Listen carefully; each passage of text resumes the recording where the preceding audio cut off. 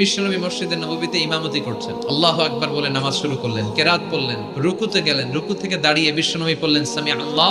পেছন থেকে সাহাবারা ছোট্ট আওয়াজে গুনগুনিয়ে পড়লেন রব্বানা রব্বানা ওয়ালাকাল হামদ। এক সাহাবী নিচ থেকে ফিসফিস করে পড়লেন হামদান কাসীরান তাইয়িবান মুবারাকান ফি। চারটা অতিরিক্ত শব্দ নিচ থেকে বানিয়ে পড়লেন, চারটা শব্দ। বিশ্বনবী সালাত শেষ করলেন, সালাত শেষে তিনি আওয়াজ করে পড়তেন আল্লাহু আকবার, তিনবার পড়তেন আস্তাগফিরুল্লাহ। এরপর আজকার গুলো পড়ে তিনি সাহাবাদেরকে বললেন, কে অতিরিক্ত চারটা তাসবিহ পড়েছো? দাঁড়াও, আমি তো এই চারটা তাসবিহ শিখাই নাই, কে পড়েছো? কেউ দাঁড়ায় না, ভয়।